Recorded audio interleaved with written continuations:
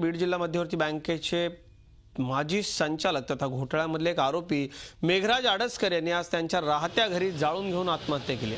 आत्महत्येपूर्वी लिहिलेल्या चिठ्ठीत घोटाळ्यात दोन माजी अध्यक्ष म्हणजे सुभाष सारडा आणि राजाभाऊ मुंडे हे जबाबदार आहेत, तसंच केस बाजार समितीचे चेअरमन अंकुश शिंगळे आणि दामोदर शिंगारे हे देखील आपल्या मृत्यूला जबाबदार असल्याचा आरोप यात करण्यात आलाय।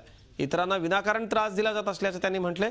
मेघराज हे माजी आमदार बाबूराव आडसकर यांचे चिरंजीव तर भाजपचे नेते रमेश आडसकर यांचे बंधू आहेत। दरम्यान ही घटना पोलिसांना कळवल्यानंतर पोलीस घटनास्थळी काही वेळापूर्वीच पोहोचलेत। आत्महत्या करण्यापूर्वी त्यांनी लिहिलेली चिठ्ठी पोलिसांना सापडली आहे। ही घटना शहर आणि जिल्ह्यात वाऱ्यासारखी पसरली असून त्यांच्या बंगल्यासमोर लोकांची गर्दी झाली आहे।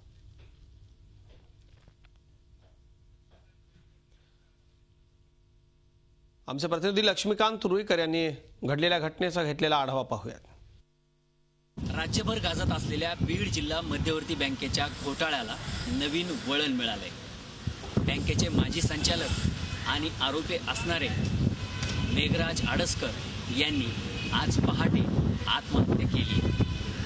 त्यांनी लिहिलेल्या चिठ्ठीमध्ये या सगळ्या घोटाळ्याला बँकेचे माजी अध्यक्ष सुभाष सारडा आणि राजाभाऊ मुंडे हेच जबाबदार असल्याचं म्हटलं।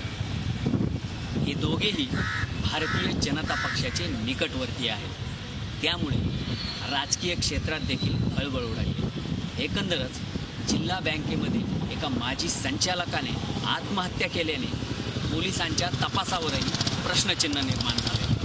लक्ष्मीकांत रुईकर, झी मीडिया, अंबरनाथ। झी 24 तास रहा एक पाऊल पुढे।